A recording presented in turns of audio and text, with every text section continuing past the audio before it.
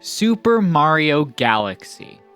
Even after all the years since its release in 2007, it's enjoyed so much popularity that not only has it spun off a sequel, but itself has been re-released twice on the Nintendo Switch and has inspired a number of games that have come out since its release.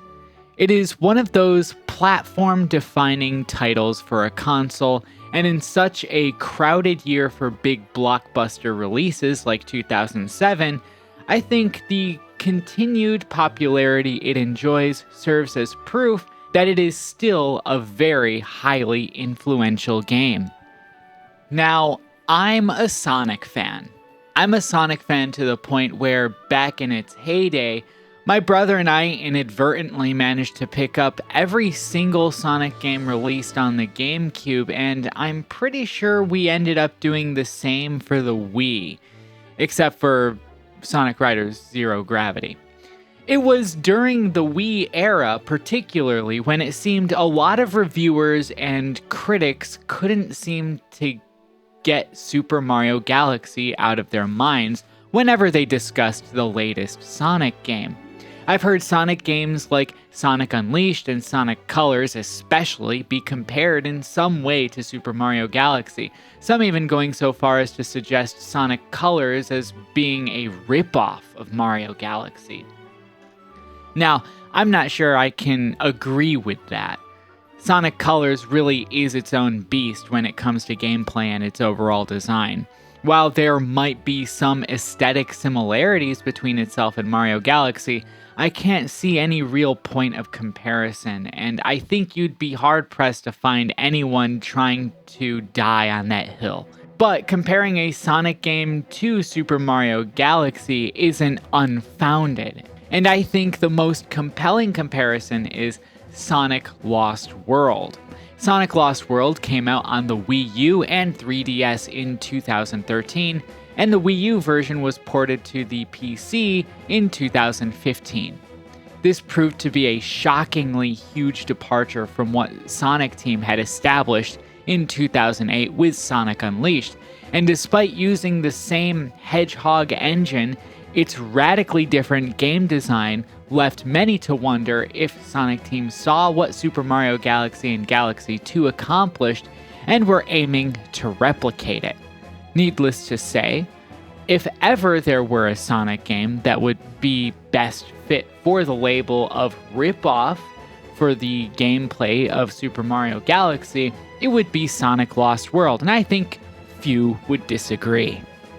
In 2024, to celebrate the 30th anniversary of the release of the PlayStation, Astro released exclusively on PlayStation 5. As one of the few non-tech demo games in the series, it instantly established itself as one of the must-have games for the PlayStation 5. It was a killer app in the truest sense of the word. At the time of its release, it received universal praise and received countless Game Award nominations, and even won awards like Best Game and Game of the Year. While its influence might not have been especially long-reaching, at the time of its release, many critics and reviewers couldn't help but to draw comparisons to Super Mario Galaxy, at this point, a game released 17 years prior. Could it really be that Team Asobi were creating their own spin on such an old game? Whenever nonchalant comparisons are made, I become a bit skeptical, as sometimes those comparisons are a bit unfounded or too surface level and break down upon closer critical examination. See my Shenmue vs. Yakuza comparison video for a good example of that. But I'm someone who loves comparisons. It was even noted to me going all the way back to when I was in elementary school, if you can believe it. Since Super Mario Galaxy and Super Mario Galaxy 2 have recently been remastered, and a new Super Mario Galaxy movie is set to release in 2026, I figured, why not dive deeper into comparing these games? How similar are they? The rules for this comparison are simple. I will examine Super Mario Galaxy, its gameplay, aesthetics, control, etc., and use that as the base since it is the original.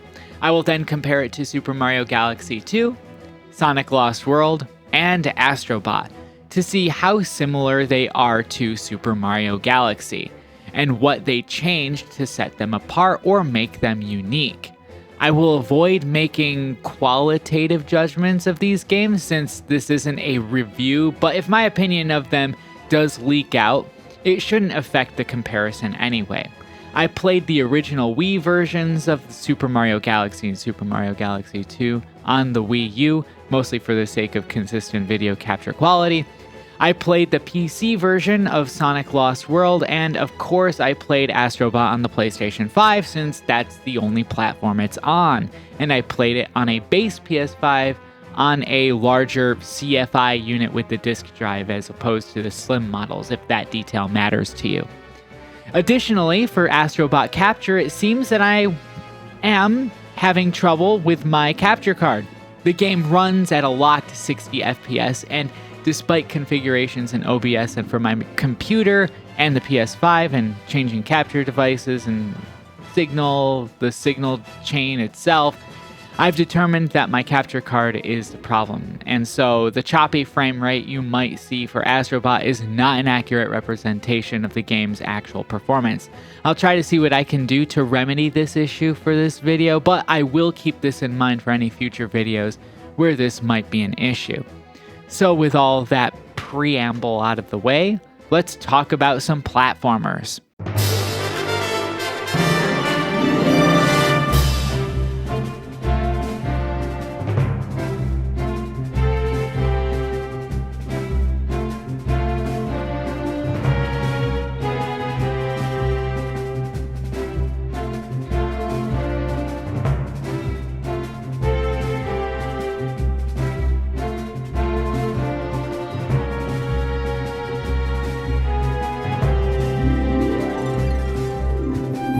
What is Super Mario Galaxy? That is a question I've found surprisingly difficult to answer, even after finishing Super Mario Galaxy. Every few years or so, Nintendo finds themselves in a position with Mario where they seemingly reinvent the platforming genre in some way that is nothing short of revolutionary, and that is probably one of the reasons why Super Mario Galaxy, or at least its format, remains so influential in the modern era. It's not just with Super Mario Galaxy, but when trying to figure out just what makes this game so beloved, I realized that it shares that lineage with many of its predecessors. What I ultimately boiled it down to was a term that I sort of cooked up in my head, which is technology-driven game design. I basically define this as the happy convergence of hardware or software engineering providing tools for developers to potentially use in unique ways in their gameplay design. We saw this with the NES and its hardware, smooth scrolling, and its controller, the SNES with Mode 7 and other graphical modes, including scaling and rotating sprites, on top of supporting higher sprite counts in general, revolutionization of movement in a 3D space for a platformer on the Nintendo 64, etc. The Wii sought to push the boundaries of technology further, but in a different way than its competition among the 7th generation consoles.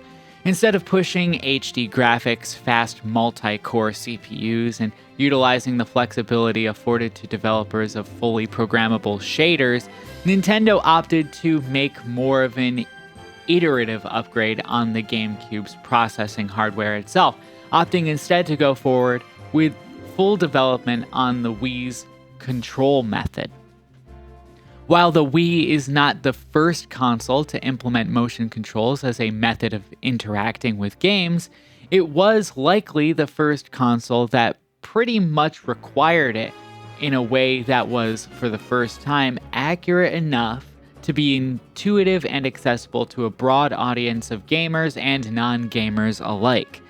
Of course, the Wii would include a more traditional controller, but it was only an option and not every game utilized or was designed for it.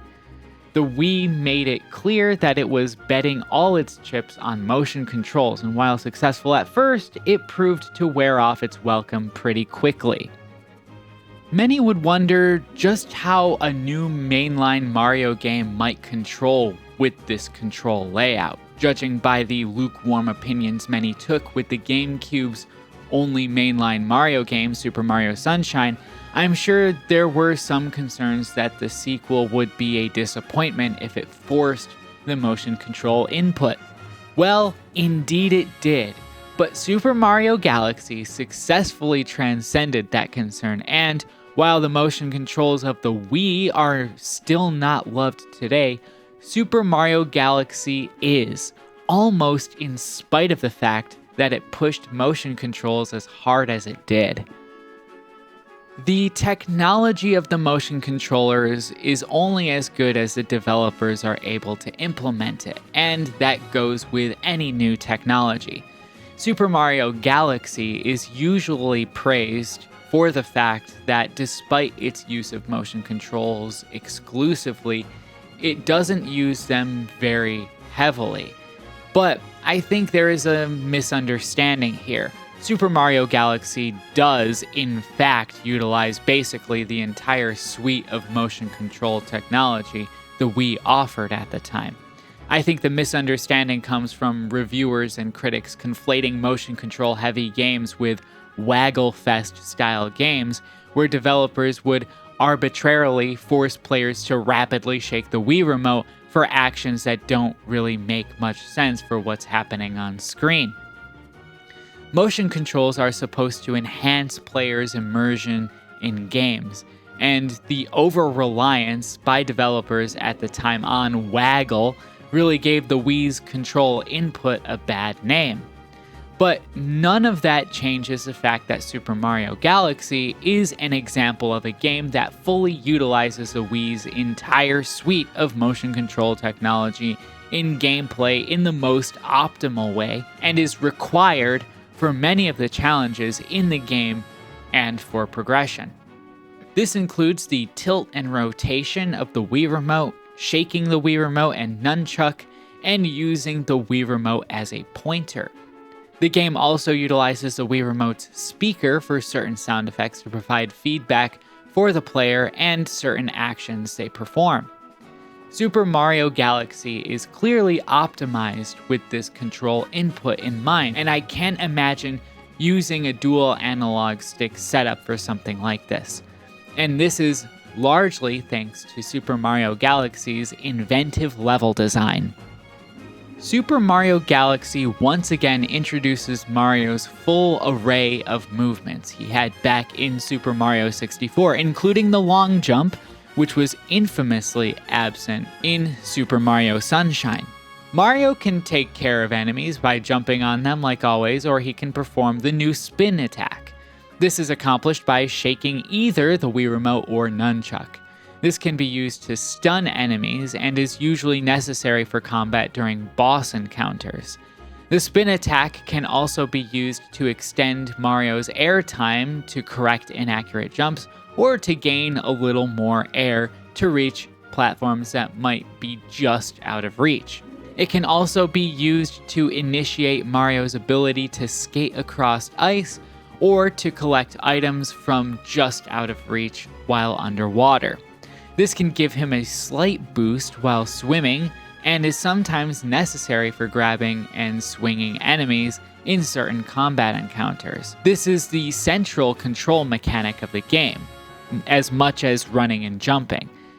The Wii Remote's pointer is also important. This can be used to collect star bits, which are necessary in many cases for unlocking additional galaxies, as well as receiving optional power-ups or extra lives while in the levels. The pointer can be used to take aim at enemies to fire star bits at them in order to stun them. A second player can also take a Wii Remote and do all these things while the first player can focus on the platforming and level progression. The pointer also sees prominent use during sections involving the blue stars, which can hold onto Mario and carry him over bottomless pits through space, as well as at some points in the game's hub world. The tilt and rotation are used to control elements of Mario's velocity depending on the steepness of the Wii Remote's tilt. This usually requires the player to hold the Wii Remote as if it's an arcade joystick and offers a very strong analog feel, even more than the analog stick on the nunchuck. This isn't asked of the player all too often and is typically reserved for certain smaller single-star galaxies which offer specialized obstacle courses the player must navigate and reach the end of. These are probably the most difficult parts of the game to control, and it's definitely a matter of preference whether or not someone thinks it's good. The non-motion controls are fairly straightforward. All of Mario's movement is controlled using the nunchuck's analog stick. The Z button can modify the way Mario jumps and can be used especially to activate the long jump and initiate the ground pound. The A button is the common action button and is mostly used to jump and interact with enemies. The B trigger can be used to fire star bits when the Wii Remote is pointed at the screen. Camera control is very limited. When camera control is possible, the camera's angle can be adjusted by pointing Mario in the direction you want it to face and pressing down the C button on the nunchuck. In general, the button layout mixes seamlessly with the motion controls to make the game extremely intuitive to interface with. Super Mario Galaxy features a hub world, much like the previous 3D Mario games. This hub world serves as a level select that can also be explored to find hidden collectibles. While not quite as fleshed out as its predecessors as far as finding things to do, this hub world does offer a unique form of storytelling in the library where you can read the story of the game's new character, Rosalina. This is a surprisingly deep and moving story that is part of what endears this game to so many in ways that its sequel doesn't do. This strong emphasis on such a narrative focused around loss is probably unique only to Super Mario Galaxy. The hub world is actually a spaceship, which you are supposed to activate by collecting large power stars. These power stars are attained by collecting regular power stars in different galaxies in order to unlock the galaxies which feature that area's boss galaxy. These galaxies are reached by going to designated launching areas on the ship where you can choose the galaxy you want to go to next. Because of this, progression is kind of non-linear. It effectively works like a condensed version of what you got in Peach's Castle or Isle Delfino. Every big power star you collect, a new area of the ship activates, and a new series of galaxies are subsequently unlocked for you to explore. Rinse and repeat. Where Rosalina is standing is a large screen which tells you about your progress remaining in each area, i.e., how many stars you have left to collect. It will also let you know about any comets that might be in the area. This helps save time from going to and from different areas just to check one thing. The stage designs themselves come in a handful of different flavors. Larger galaxies come with an initial stage that is usually more of a linear obstacle course, although there are opportunities to go off the beaten path to collect any hidden power stars if you are diligent enough. These stages are usually a bit longer and can sometimes end with a boss fight, though not always. When playing this, I kind of realized that it was probably thanks to this design that Super Mario Galaxy seemed to appeal to fans of the two prevalent Mario game design styles that have come into existence since the reintroduction of the 2D style Mario games in the new Super Mario Bros. Series. There seems to be a divide between Mario fans who enjoy the pure end-to-end obstacle course design more than the open-ended collectathon design philosophy in games like Super Mario 64 and Super Mario Sunshine, and vice versa. It seems that Super Mario Galaxy marries the two philosophies together in a way that is just good enough to have strong crossover appeal with both groups of fans. Perhaps it has a stronger linear design overall than the open-ended design of its predecessors, but there is enough of an exploration element in the different branching pathways that help give it a clear connection to the past 3D games. Probably the biggest element of the 3D games that return is the mission system. Every main galaxy has more than one star that can be collected, and each of these stars, at least the main stars, not the ones that can be collected off the beaten path, reconfigures the stage with a clear end goal you must reach. Thanks to this, after collecting any power star in the stage, you are booted out of it and need to re-enter to pursue another star. This is pretty much exactly like the 3D Mario of the past. Again, stage layouts themselves are more linear than previous games, but offer some of 3D Mario's most compelling obstacle courses up to that point. That isn't to say that all the levels are linear. There are some levels featured in Super Mario Galaxy that do have more open spaces, and these missions usually require you to take out a certain number of enemies, look for a certain item necessary to proceed, use a certain power-up to perform certain actions to open up the next area, etc. Of course, these levels also funnel you to an end goal and are mostly linear, but there is more exploration required than in the truly linear levels. Within levels, there are mystery stars that can be found and unlocked by feeding specific Luma a certain number of star bits. These unlockable areas usually task you with a specific aim and can sometimes be timed. These are mostly short challenges in single areas that can sometimes require some practice to get right and require a higher than average command of the game's mechanics, though I wouldn't necessarily call them hard.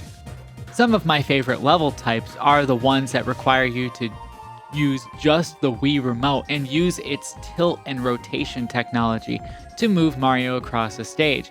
In particular, the surfing and balance ball stages are the ones that appear in Super Mario Galaxy. The surfing levels are a time attack mission where you contend with cylindrical paths of water which curve, incline, and decline in various ways that make them challenging. They also introduced waves, kind of like Wave Race 64, which you must also contend with.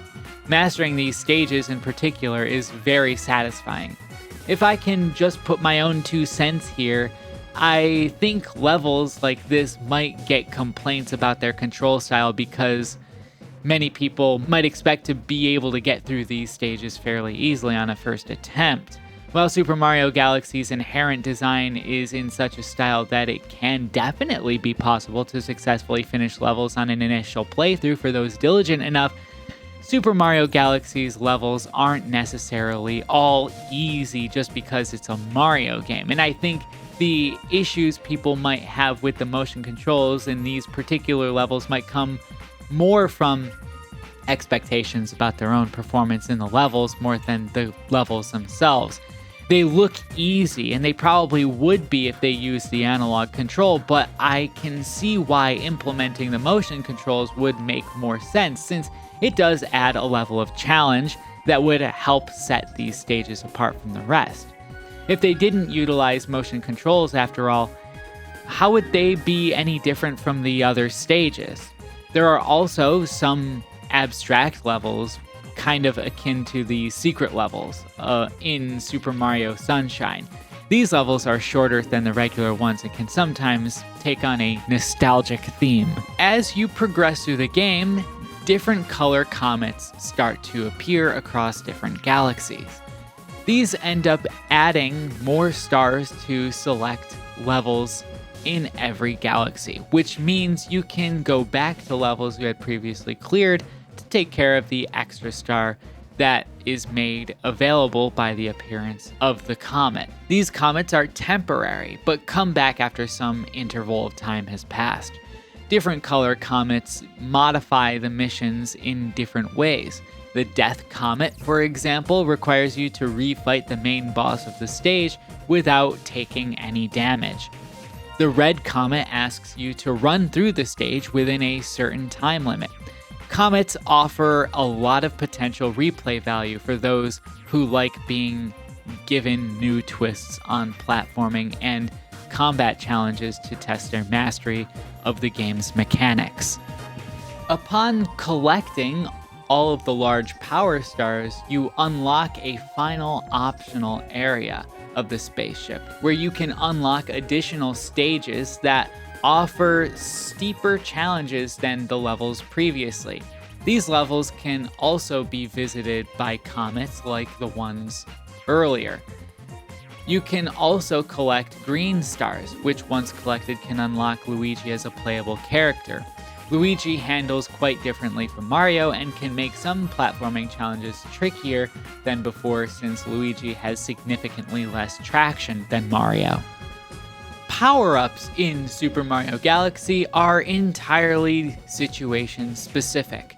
More often than not, you're not going to be presented with a power-up that the stage is not specifically designed around. That means these power-ups are, by design, entirely situational. Some people might not like that and find it too limiting, and I have heard that argument before, but this is a point of preference more than it is an error on the part of the developers. Power-ups include things like the Bee Suit, Ghost Suit, Fire Flower, Ice Flower, etc.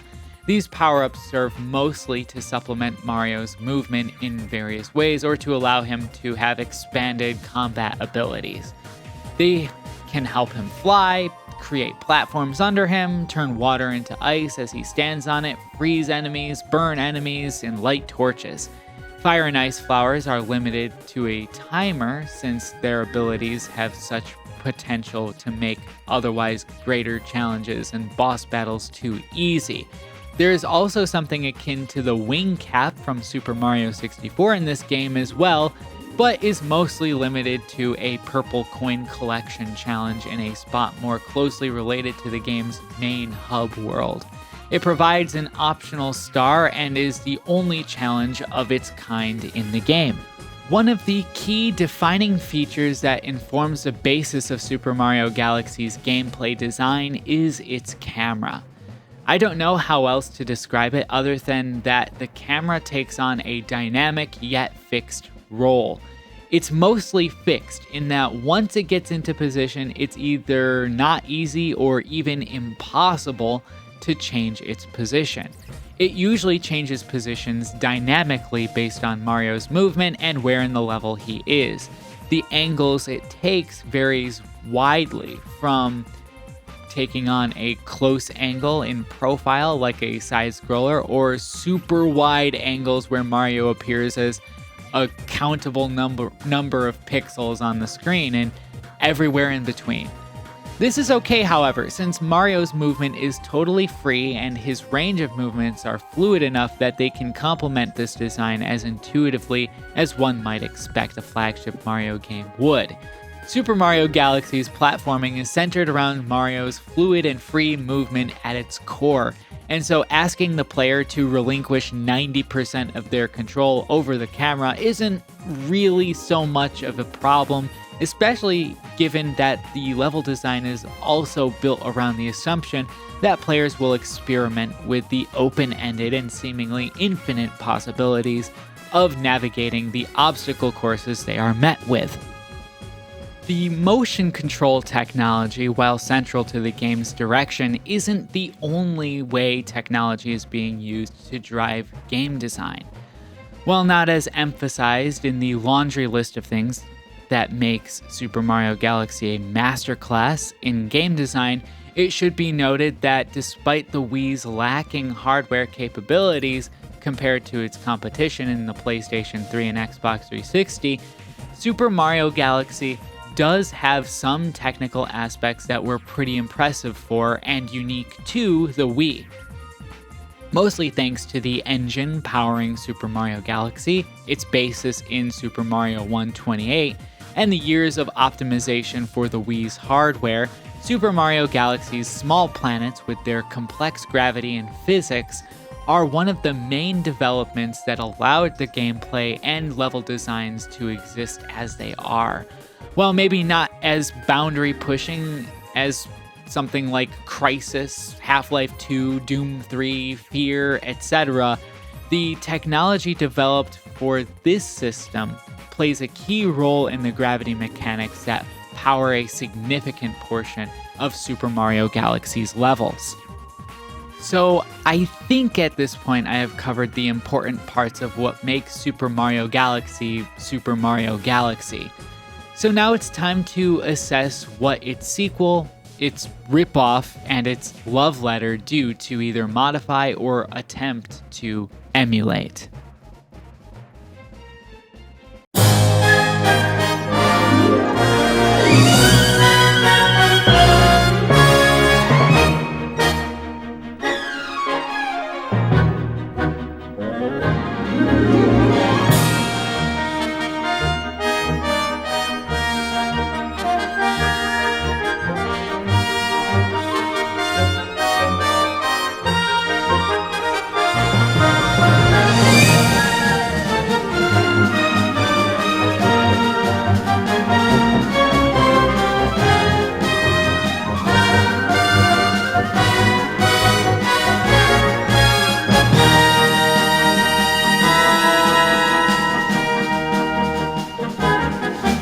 When Super Mario Galaxy 2 came out, a lot of people stated that the game was so similar to the first that it almost felt like an expansion or DLC.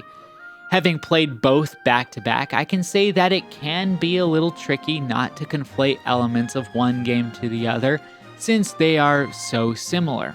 After all, they are built on the same engine and same underlying technology on the same platform with the same exact control scheme. The fact is that these games are more or less the same in a number of different areas, but there are some key differences that, while not fundamental, are worthy of note that do help to separate the two from each other in some way. One of the less noticeable differences is the change in the kind of stage which utilizes the Wii Remote's tilt and rotate action for control. Surfing has been replaced with flying, or rather gliding, or soaring. To insert my own anecdote in here about these controls, because I was so used to the loft wing in The Legend of Zelda Skyward Sword, I kept reverting to my muscle memory of that game, which really messed with me a few times. But the controls here are straightforward anyway, and very similar to the surfing in the first game, except now you have to worry about your altitude relative to the decline of the stage, which can make things a little trickier. It also offers branching pathways, which also provides potential replay value for anyone who wants to beat their record time, if that's what they're interested in. Some new power-ups have been added, like the Cloud and the Spring, the latter of which really forces you to carefully time your jumps.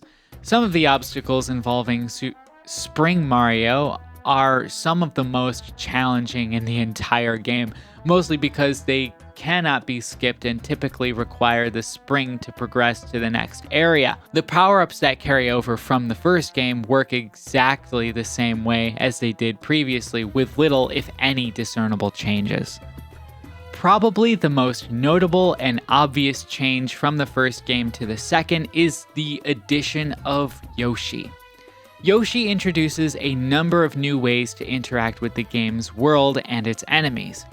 Yoshi doesn't sacrifice too much of Mario's freedom of movement, but some moves are subtracted from Mario's range of movement, such as the long jump, which now results in Mario dismounting Yoshi instead. Yoshi has the ability to remain airborne and gain a small amount of height like he could in Super Mario Sunshine by holding down the jump button. Yoshi can also eat enemies and fruits. Depending on the kind of enemy, Yoshi can use that enemy's shell or the enemies themselves as a projectile to fire at other enemies. Yoshi's ability to eat things utilizes the Wii Remote's pointer feature, and using its ability actually becomes imperative in order to navigate certain Yoshi-specific platforming obstacles late in the game. Yoshi can swing from floating objects using his tongue, and because of this, on top of the usefulness of his ability to eat enemies, the pointer feature of the Wii Remote is significantly more prevalent in Super Mario Galaxy 2 than in the original. Some fruits grant Yoshi special powers. There are the spicy fruits, which allow Yoshi to run at high speed automatically, which give him the momentum necessary to scale certain specific vertical walls for a limited amount of time. He runs forward automatically and can be steered using the analog stick, and the power-up can't be cancelled out, or the player must let it wear out by itself, which can add its own trickiness to some obstacles. Another fruit Yoshi can eat is one that allows him to inflate like a balloon and float up to high platforms that otherwise can't be reached. Yoshi also has his own spin attack and is no longer hydrophobic like he was in Super Mario Sunshine, meaning he can now properly swim, although he can't swim underwater. The stage designs of Super Mario Galaxy 2, as well as the boss fights, show just how flexible the game's underlying technology can be. This can be level designs where the underside of an area is a whole new section of the level, where there is a hidden star. If knocked off by an enemy, results in falling into a sphere of water that brings you directly back to the main area of the level. The Bowser boss fights also expand greatly on the concept of the first game, where instead of running around and getting acclimated to the gravity of the planetoid you fight on, now you not only have to know that, but also have to know where to stand on the even smaller planetoids in order to ground pound them so that they can be used effectively as projectiles to hit Bowser. It's thanks to this and really everything else I said before that helps make the game feel like a proper and fresh expansion of the original game, but still balanced enough for newcomers who didn't play the first game to still have the ability to enjoy it. Super Mario Galaxy 2 does cut some aspects back from the first game. While it seems that there is a lot more content in terms of gameplay, the hub world concept of the first game is cut back rather extensively, opting instead for a more streamlined level select system, more like the previous games like Super Mario World or Super Mario Bros. 3. I think this aspect of the game is meant to help players get right back into the game as quickly as possible, since Super Mario Galaxy 2 still maintains the level kick-out system which existed in the first Super Mario Galaxy.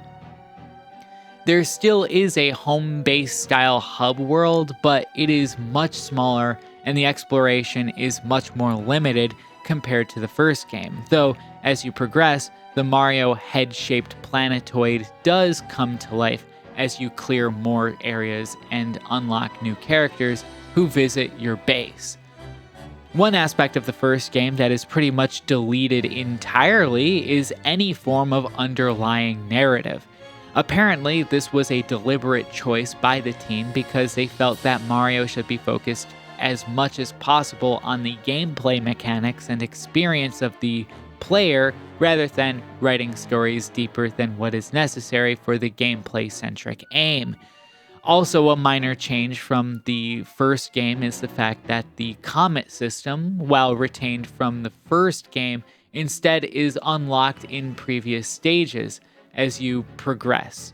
But I'm pretty sure don't despawn after finishing a different level like they do in the first game. A minor change, but adds credence to the fact that this game is more streamlined from some of the systems present in the original. As a result of all of this, Super Mario Galaxy 2 is one of the gamiest games I've played this year. Focusing entirely on the gameplay experience, its input method, and utilizing the different ways it can be used to interact with the expanded yet streamlined level designs, leaves you with one of the most engaging gameplay experiences available for the Wii. Coming out in 2010, when the Wii was quickly losing steam, Super Mario Galaxy 2 ends up providing an engaging and immersive gameplay experience with more content than one would ever expect.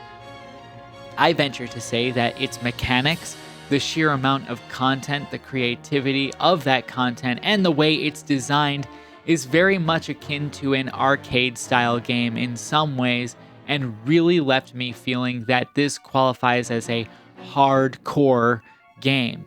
Not hardcore in the sense of difficulty per se, but it has a unique enthusiast appeal for those who really only care about unique gameplay experiences powered by unconventional technology and input methods.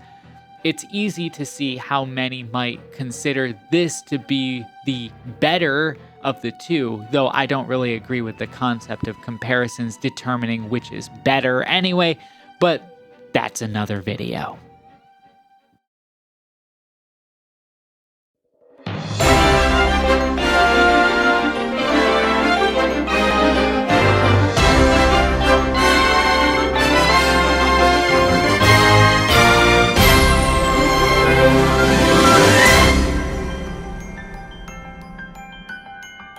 Sonic Lost World was originally released for the Wii U in 2013, and as I said previously, I'm playing this on PC, which was a port released in 2015. A lot of people really couldn't help themselves but to call this game Sega's attempt to copy what Super Mario Galaxy did, some even going so far as to call it a ripoff. This isn't new, since it's always seemed that Sonic games were always chasing the trends set by the Mario games. That's the perception anyway. But what does Sonic Lost World do to make it so similar to Super Mario Galaxy as to make such comparisons?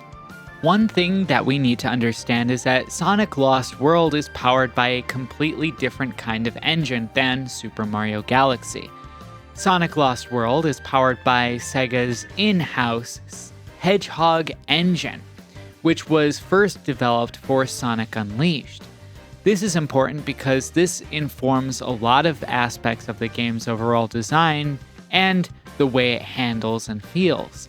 Unlike previous engines that have powered 3D Sonic games like Katana or Renderware, Sonic's movement within the Hedgehog engine is a lot more limited.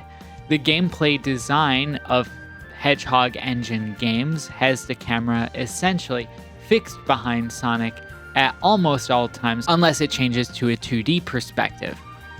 This is what has driven the move to the boost gameplay of most Sonic games since 2008, and has focused mainly on rendering large levels that can scroll by at very high speeds smoothly. So boost-style Sonic games have almost exclusively focused on quick reaction times and high-speed navigation of stages, demanding mastery through repeated playthroughs to drive level memorization. Of course, this isn't solely what the engine could do, as we could see from the Werehog levels of Sonic Unleashed, where slower platforming, exploration, and combat were emphasized, and slower navigation exploration was still possible with regular Sonic in the HD versions of Sonic Unleashed, in levels and hub worlds to collect Sun and Moon medals. But looking at how the Hedgehog engine has been more commonly utilized since then, we can see that it has generally gone in the same general direction of high-speed navigation of levels. Sonic Lost World is very unique, since it changes the level designs, at least in some aspects.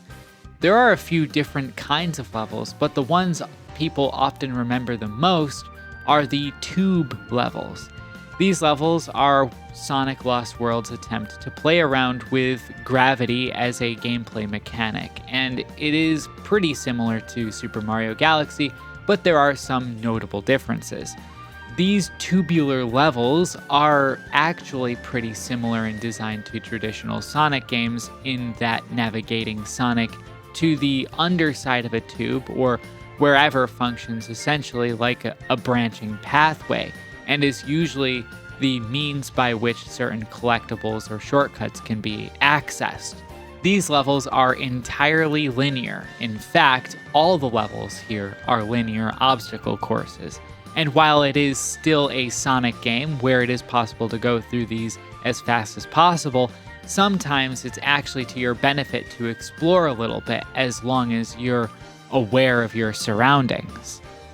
Another type of stage in Sonic Lost World is along more conventional lines. These are wider levels that are completely linear but still offer one branching pathway that can typically be accessed through putting your mastery of a certain gameplay mechanic into practice, assuming it isn't broken. These stages often break into 2D sections where standard platforming becomes the order of the day, so to speak. While there is a gravity element to the 2D platforming, it really doesn't do especially much to change the way you go about platforming. The world just kind of rotates beneath you. What makes Sonic Lost World's gameplay particularly interesting is the fact that while it does have a slower, more deliberate platforming system compared to the other games released around it, most of them anyway, some of that design philosophy still leaks in through here and there. It especially reminds me of some kind of hybrid Sonic Colors and Wii Sonic Unleashed gameplay design where racking up points through exploration is incentivized, but also memorizing the courses and knowing what to do with the correct timing can lead to rewards which typically lead to some kind of automated action sequence. It's exploration and reflexes, and that is what helps it differentiate itself so much from the boost games. There are also some more inventive level types, my personal favorite being the grinding sections, which reminds me a bit of the minecart stages in Donkey Kong Country, and the snowball stage, which I thought was pretty fun to navigate as well. It takes a similar concept from Super Mario Galaxy 2, except where that was about momentum and quick reflexes, this was about careful timing and spatial awareness, and ironic turning of the tables. Some levels also break into enclosed cylinder areas where you have to move left and right or jump to avoid obstacles. Again, not unlike some of the side stages from Super Mario Galaxy. The stage select system is pretty much a direct copy of what existed in Sonic Colors. It is a straightforward world map where Sonic follows tiles on the planet which form paths to the next stage. Stages are unlocked by collecting animals from animal capsules. This is a massive throwback to the original Sonic games released in the 90s. These animals are meant to function in the same way as Power Stars in Super Mario Galaxy, or really any platformer with collectathon elements. But because these animal capsules are littered throughout the stages, it's easy to miss that they are needed to unlock further worlds at all. I personally didn't notice that they even had a function until I was finally hit with a limit I hadn't already broken with the final bonus stage in the post-game. Sonic Lost World might be the lightest of all the games being discussed here when we talk about the volume of extra content. I'm not entirely sure though, so take it with a grain of salt, but when it comes to extra stages, there isn't a huge amount of content. The game is based more so around the stages that make up the base game, of course. The bonus stages exist mostly to collect rings, extra lives, and animals, but aside from the Knights level at the beginning of the game, don't unlock until after defeating the final boss. I'm not entirely sure what it's for if these kinds of stages are mostly stacked at the very end of the game. It's neat added content, and while not necessarily as substantial as the main stages for the most part, do provide a level of challenge that does test your abilities somewhat. There is also a mission mode in the game where Omochao will give you tasks to complete within levels, which you can have 3 active concurrently. I think there are 100 of them, so there is some replay value the game offers in this regard. If I can put my 2 cents in, probably my favorite stage in this entire game is Sky Road Zone 2. This stage, in my opinion, epitomizes the best of what Sonic Team can do in terms of 2D stage design, at least for Sonic Lost World, offering interesting set pieces, which in this case are the dragons, which are used in unique and interesting ways that makes the risk versus reward platforming of this stage to be incredibly fun. There's something really enjoyable about this push forward style of design that, instead of resorting to being an auto scroller, instead uses these dragons as a way to force a player to keep moving, since they really aren't going to wait for you, and staying still in the same place for long enough will result in a lost life. It is also part of the game that is most conventionally Sonic, and least to do with the Super Mario Galaxy formula of level design. I think I know why, and it is also ironically one part of Sonic Lost World that makes it feel as different from Super Mario Galaxy as it is. So as I mentioned before, Sonic Lost World utilizes a camera that is virtually unadjustable. It can't be moved or modified, that I'm aware of anyway. But that's because that kind of adjustability is unnecessary for a game like this. Again, it's built on the Hedgehog engine, and despite the difference in level layouts, it is ultimately built on the same fundamental elements of the Boost games. While Sonic might not have the same kind of inertia as he does in the Boost games, and is thus a little bit more agile, Sonic is not capable of the same free-flowing movement as Mario. His moveset is entirely fixed, and a lot simpler as a result. Sonic can jump, double jump, spin dash, and use his homing attack, and can climb and run along walls with the new parkour system in this game. It's this that might be the most controversial aspect of Sonic Lost World. Sonic can now run at 2 different speeds. There is a slow speed and a fast speed. The fast speed is activated by holding down the run button. I've heard some express confusion as to why there is a run button in this game, but for me, it's always held the same function as the boost in the Boost games, except it traveled at a comparatively much slower speed. Sonic's parkour abilities are unlocked by running into walls while running at Sonic's top speed. He can climb up vertical walls or run against parallel walls as long as the run button is held down. Sonic can also jump between these walls. In the 2D section, it functions essentially like Mario's wall kick move, and in the 3D section, it functions very similarly to the triangle jump, especially its iteration featured in Shadow the Hedgehog. The homing attack also functions entirely differently from the way it did in past games.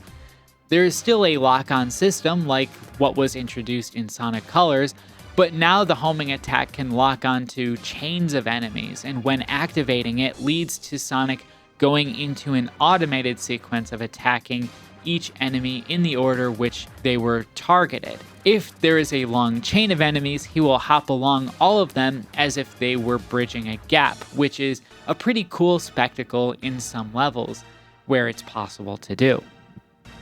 As a brief diversion, there really is a strong emphasis on automation in Sonic Lost World.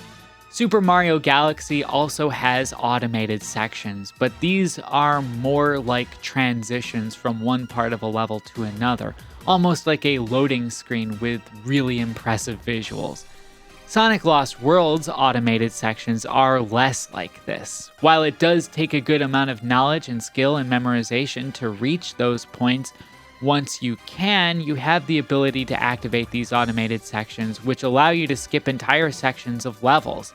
It's a cool reward, but sometimes there are some areas that are so automated for seemingly no reason, it can sometimes feel like the game is playing itself. It's not a major thing, but this was a growing trend in Sonic games at the time and would be a point of criticism starting from here, more or less. As far as power-ups are concerned, the little wisp aliens make their return and offer their powers to Sonic. While these power-ups can give Sonic an advantage when navigating certain sections of certain stages, they aren't as potent or prevalent as they were in Sonic Colors, or as consequential as they are in the Super Mario Galaxy games, as far as power-ups are concerned, broadly speaking. Actually, because of how these stages are designed, they can sometimes feel a bit superfluous, though not always. The power-ups are limited and some are restricted to time limits, probably most of them if memory serves me correctly. They attempt to have more universal applications, but because of how surprisingly restrictive they are, if you go off the predetermined path with them, they are effectively useless and can even lead to a lost life. Despite some clear thematic parallels between Sonic Lost World and Super Mario Galaxy that can sometimes almost feel like plagiarism, what makes Sonic Lost World as different from Super Mario Galaxy at its core is the fact that it's running on an engine which ties Sonic's range of movement down within its own limitations. Not saying the engine itself is technologically limited compared to the Super Mario Galaxy engine, but because of the nature of the gameplay it's pushing, Sonic's movement is going to be inherently different from Mario's, and that's not necessarily a unique thing in itself anyway, since most 3D platformers don't really handle the same way 3D Mario does. But the focus of both speed and slower deliberate platforming makes Sonic Lost World feel decidedly different from Super Mario Galaxy. Whether it's for better or for worse is up to individual preference, but I think this is the main culprit as to why this game feels so uniquely different from Super Mario Galaxy and why it feels especially like a Sonic-style approximation to the Super Mario Galaxy formula in a way other Sonic games with similar theming like Sonic Colors don't. I would therefore conclude that Sonic Lost World is an appropriation of the Super Mario Galaxy style of level design into a Sonic Team style with Sonic Team technology and game design tendencies. Not really a ripoff, but Mario seen through a Sonic lens in a way that we really haven't seen before or since, which is probably why many might get the impression that it is a ripoff, at least as far as mainline games go.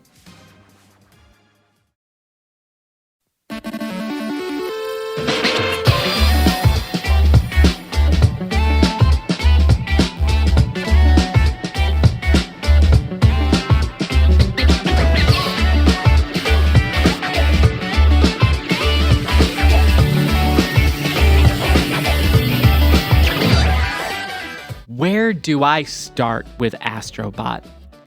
Probably by the time this video is up, I've already gotten the platinum trophy for it. I knew Astrobot was a beloved game by many, but I had no idea just how much I would come to love it. Astrobot is meant to be a love letter to the history of PlayStation, but I think it inadvertently became more of a love letter to the history of gaming as a whole. When Astrobot first came out, it drew immediate comparisons to Super Mario Galaxy, and it had me curious just how close a Sony exclusive platformer could match up to a Nintendo exclusive platformer from 2 generations of hardware earlier. As it goes, There are a plethora of similarities, but also a number of differences, which sets itself apart from Super Mario Galaxy in some pretty major ways. Let's start with similarities first, and let's start with the easy ones. Both games feature hub worlds, and these hub worlds are where new areas can be unlocked based on the number of bots you've rescued. Unlocking new areas in the hub world unlocks new galaxies you can go to, each with their own planets with levels which feature certain collectibles including coins, bots, and puzzle pieces. These stages are chosen by navigating Astro's ship to the planet you wish to visit and holding the X button to fly in. Collecting puzzle pieces builds new buildings in the hub world where you can unlock accessories for certain bots, outfits for Astro, and skins for Astro's spaceship. The hub world is highly interactive and has collectibles scattered throughout it, as well as the main stages, incentivizing exploration and interacting with the hub world's various elements. Both games do utilize gravity in interesting ways to expand on the platforming, although it is generally pared back in Astrobot compared to Super Mario Galaxy. Both games involve equipping power-ups. Both Mario and Astro have spin attacks and can give them slightly more airtime than a normal jump, although Mario's gives him a little extra height, whereas Astro's serves as more of a very short hover. Both games have extra levels and content that can be unlocked as you progress, and I would estimate that they both have about the same amount of extra content outside of the base game as each other. Both games have a strong focus on nostalgia, where Super Mario Galaxy evokes themes in some of its stage designs and its music of past games, and Astrobot tastefully inserts PlayStation and gaming iconography all throughout the game's runtime. PS3 spaceship, anyone? Speaking of level themes, there are quite a number of different themes that pervade through all of the games I've focused on so far, be they water, ice, fire, grass, desert, or dessert. These stage themes have seemingly become ubiquitous in platformers, and thus all of these games, including Astrobot, have them as well. But you see, Astrobot doesn't just call back to elements of Super Mario Galaxy, but to other games from the past as well. This comes in a number of different ways and touches a number of different aspects of the game itself. I honestly don't know if I could name all of them, but I'll try to name the ones that are probably the most recognizable. In the power-ups, the inflate power-up is a lot like the P power-up from Super Mario Bros. 3. The steel rolling ball reminds me of the morph ball from Metroid. The rooster booster reminds me of the rocket nozzle from Super Mario Sunshine, and the dog power-up reminds me of the speed nozzle. The frog power-up reminds me of a better version of one of the costumes from Balan Wonder World, and Astro's hover lasers remind me of Mario's hover nozzle from Super Mario Sunshine. There is a sponge power-up which allows you to, among other things, wring the water out of to fill spaces with water to flood them in order to either grow plants, put out fires, create temporary platforms on lava, or to clean out dirty spaces and take out slime enemies, the last of which also reminds me of Super Mario Sunshine. When you unlock new areas, you have to enlist the help of bots you rescue to help you perform tasks as a team to unlock more collectibles and to unlock the next galaxy. Each area has a certain threshold of bots you must collect in order to unlock that area, and the way these bots are utilized and all rendered onto the scene at once, individually animated, reminded me instantly of Pikmin. Mind you, these are all things aside from the obvious callbacks and references to other games in PlayStation's history. It really is remarkable just how much Astrobot can take some of these ideas and spin them into something feeling new and fresh. But what about differences? While comparisons to other games are easy to make, it's also easy to conflate similarities between games with them being the same. But I assure you, Astrobot is a completely different game from Super Mario Galaxy. One of the biggest differences between Astrobot and Super Mario Galaxy is Astro's movement. Astro does not move in an open and free way like Mario does. There are no flips, no acrobatic leaps, nothing of the sort. Astro is not as agile as Mario, and it's something I noticed with a lot of 3D platformers, not just Astro. Specifically, Astro's movement reminded me of the more fixed movement in Voodoo Vince or Battle for Bikini Bottom, though even then there are some nuances between all their movements that are also uniquely different mutually from one another. Astro can run in a straight line and he can jump, but he can't double jump. Instead, he uses a hover, which isn't really a hover as much as it is a small boost that momentarily gives him slightly more airtime before it quickly runs out of thrust and drops him. These are real lasers, too, so they can damage enemies below you as well as the floor if it's made from destructible materials. One of the key differences about Astrobot is the way it is structured. While yes, there is a level select system, and that is very much like Super Mario Galaxy, the configuration of each stage itself is actually fixed.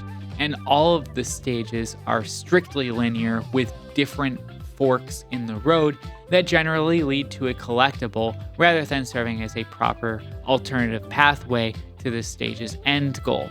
Each stage relies on its set of collectibles hidden and scattered throughout the stage to incentivize exploration and repeat playthroughs rather than reconfiguring the stage based on set missions like in Super Mario Galaxy.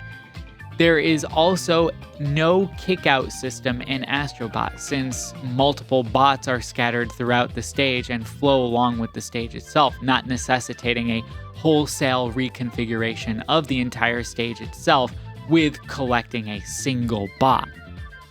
The stage designs are all entirely linear, as mentioned before, and act strictly as an obstacle course for Astro to navigate. There is still some variation to how these levels can be navigated, but more often than not, these stages lean more heavily on the so-called push-forward style of design I mentioned before. In a way, the way I interacted with some of these stages sometimes felt more like a stage out of a Boost Sonic game than a Mario game. Not necessarily in terms of speed, but instead in terms of the urgency to keep moving forward. There is a level of quick thinking and reaction time that is required to pass through certain platforming challenges, some of which are clearly designed to invoke panic in the player and their actions causing them to fail at their first attempt. It adds to the fun and challenge of the game, especially with some of the later, more challenging, unlockable extra stages. Because of the nature of the stage layouts, especially if you're going for all the collectibles, it becomes important to be able to check your surroundings thoroughly. A lot of the time, you'll have collectibles hidden in plain sight, but in very obscure spots, which is a design style I like to refer to as check behind you. Whether the collectibles are right behind you in a new area or just below you on a ledge obscured by the edge of a cliff you're accustomed to assuming leads to a bottomless pit, it really pays to check your surroundings thoroughly. This is a very roundabout way of saying that the camera in Astrobot is another big difference between Astrobot and Super Mario Galaxy. The camera is entirely controllable by the player. While the camera will sometimes adjust its angle depending on your position in a particularly tricky section of the level, you can always adjust it to something to more your liking if you want, and the camera will stay in that position.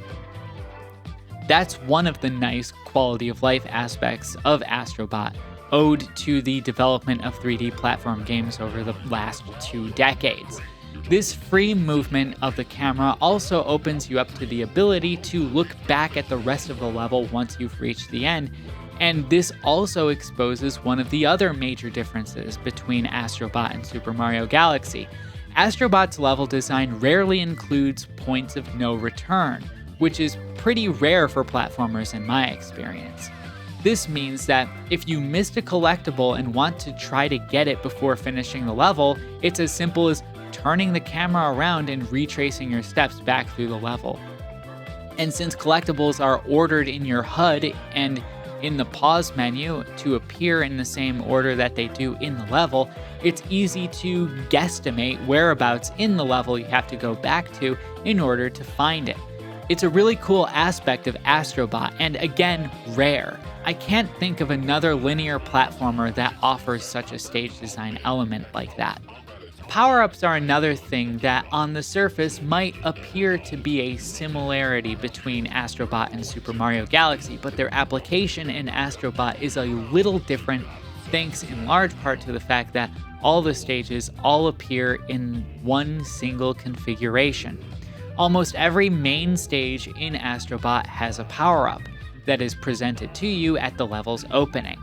From that point on, the level is designed specifically around that power-up. Power-ups in Astrobot therefore don't have any kind of universal applicability and instead have very situational use cases. This allows for a more specialized level design philosophy that can be tailored towards that specific power-up's abilities it grants you.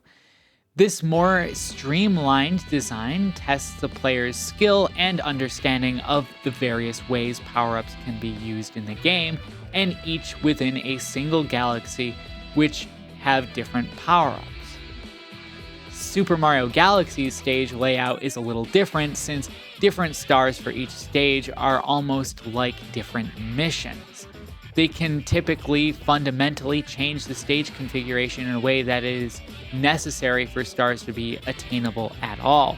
While the stage configuration changes do function similarly to the different stages being designed around specific power-ups like in Astrobot, the process of kicking the player out and requiring the collection of the initial star to unlock the next one, forcing the player to re-enter, is a less streamlined system overall. It is especially so when the stages are less of a platforming obstacle course and more open-ended. Some of these stage reconfigurations don't even utilize power-ups at all, instead asking something totally different of the player than previously. While power-ups do play a large part in Super Mario Galaxy, they are nowhere near as prominent in the game's overall design as they are in Astrobot. In comparison, Astrobot can make Super Mario Galaxy look almost as though it doesn't have power-ups at all. Narratively speaking, Astrobot does have a story, and I would say that it sits probably somewhere between Super Mario Galaxy and Sonic Lost World, although probably closer to Lost World in terms of execution. Super Mario Galaxy is one of the most unique Mario games in terms of narrative because of how surprisingly heavy its themes are. The way the narrative is presented is subtle but highly impactful in a way that many games don't offer, especially in the world of Mario games, which famously have almost no story, narrative, or themes at all.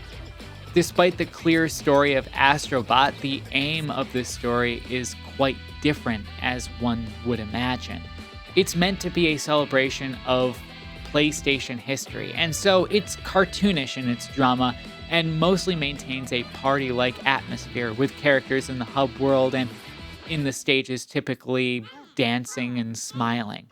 Subjectively speaking, I would put this game's narrative well ahead of Sonic Lost World in terms of quality, but in terms of sentiment, I would say they are about on par with each other, save for some plot and character contrivances in Lost World which are supposed to lend some depth to the story, which I won't discuss here. But probably the biggest difference between Astrobot and Super Mario Galaxy actually comes from what they actually share in common.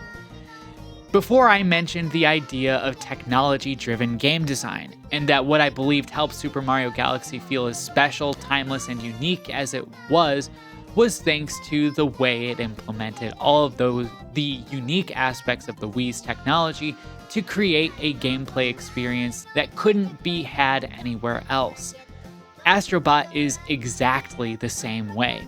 While some of the underlying technology can have its origins placed in the PlayStation 3's 6-axis controller, there are several unique features that Astrobot offers that can really only be experienced on PlayStation 5. Much like Super Mario Galaxy utilized the full suite of features offered by the Wii Remote and Nunchuck, Astrobot fully utilizes the full suite of technology and features the DualSense controller offers. This includes the built-in speakers and microphone, haptic feedback, and motion control capabilities. But where the games diverge is how these interact with the game on screen itself. Because of the Wii's compute limitations, there wasn't a whole lot especially interesting that could be done aside from the gravity mechanics the tailor-made engine offered. While a lot was done to expand on this simple concept, when it comes to a more conventional console like the PlayStation 5, a lot more could be done to take advantage of the hardware and help to inform the way players interact with it using the controller. One of the biggest aspects of this use of technology is material rendering. Different materials are now actually unique to each other and can be interacted with differently. This can be anything from snow to metal to glass, grass, etc. Everything looks and behaves differently, which translates directly to the DualSense's speaker, which is constantly playing the sound of Astro's footsteps across various terrain, but also utilizes the DualSense's haptic feedback to vibrate to give the sensation of those materials.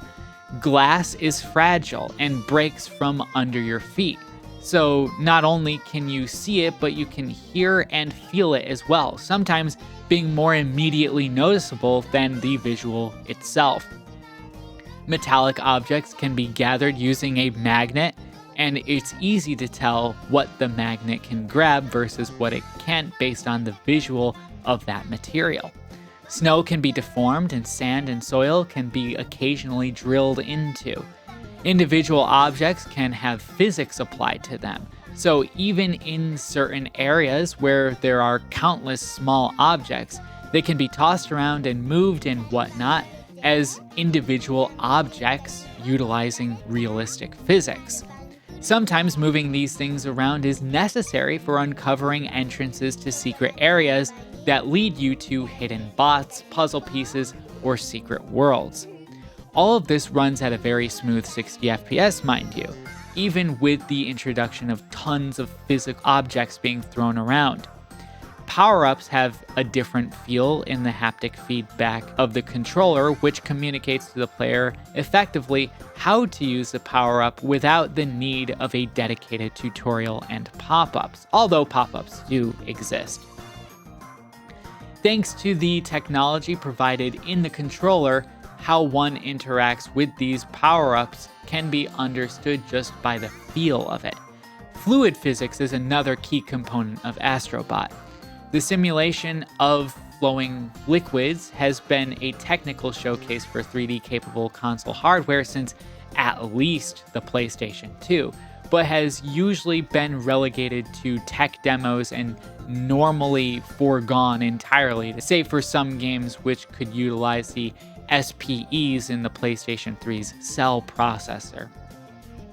Here in Astrobot, fluid physics becomes a core part of certain stages, especially those involving the sponge power-up.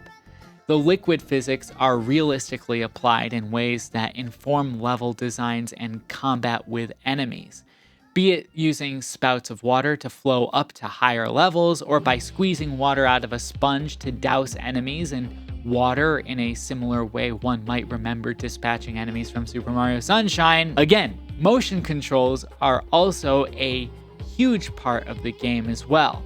steering Astro's DualSense starship in opening parts of stages to collect coins or sometimes puzzle pieces, aiming ninja stars at objects to knock them down or to create platforms, watering plants using it like a hose, or, my favorite, using the controller's motion controls to navigate obstacles requiring the monkey arms, are only some of the ways Astrobot uses motion controls to enhance gameplay and immersion.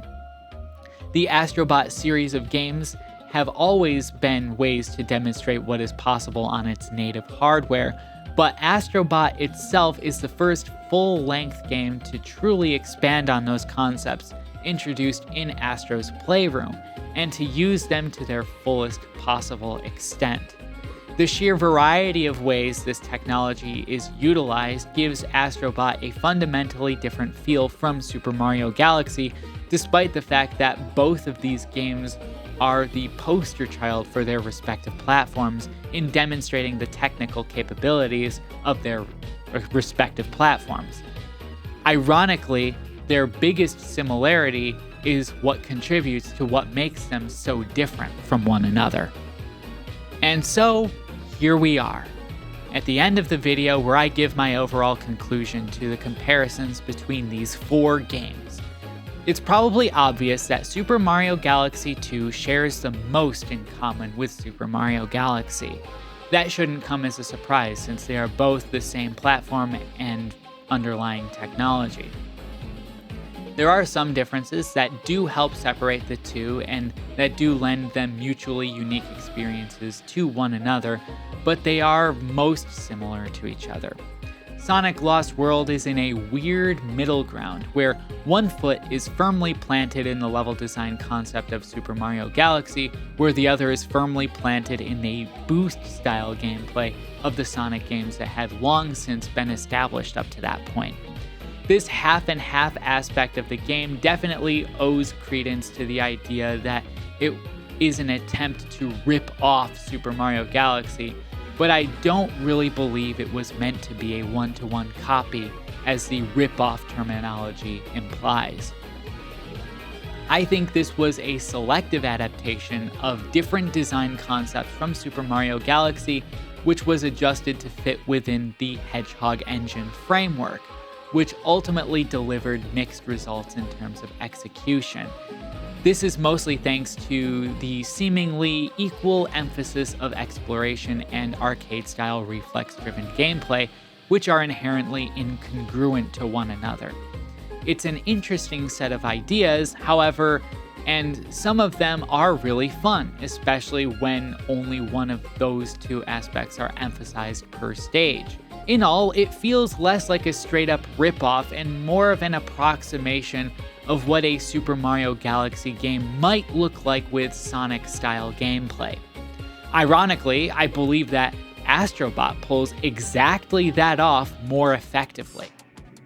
Astrobot isn't trying to be like Super Mario Galaxy. It isn't really trying to be like any Mario game that I can think of, actually. The movement is totally different, and the structure, while non-linear, is more straightforward and streamlined in a number of ways previously discussed than in Super Mario Galaxy. What ultimately makes Astrobot feel similar to Super Mario Galaxy all comes down to its core design, driven by its platform's proprietary technology. And yet, despite that fundamental similarity, ends up lending a completely different feel and experience. You can't use the same skills learned in Super Mario Galaxy to breeze through Astrobot and vice versa. And that in itself is evidence enough that what each game builds on top of their core is ultimately what creates fundamentally differing gameplay experiences. It's exactly Astrobot's striving for uniqueness that ultimately makes it feel like Sony's own Super Mario Galaxy, and I think it's this fact that helps make Team Asobi's effort feel well worth the praise it received. It's easy to see the surface level of similar things and call them more or less the same and call it a day. But I hope what I communicated here demonstrates with some clarity just how different similar things can be. I like doing these kinds of exercises, and if you enjoy them too, feel free to subscribe if you haven't already. I plan to do more in the future, and if you too like retromaxing, I don't think you'll be disappointed. But more importantly than all of that, don't forget to keep retromaxing. Until next time.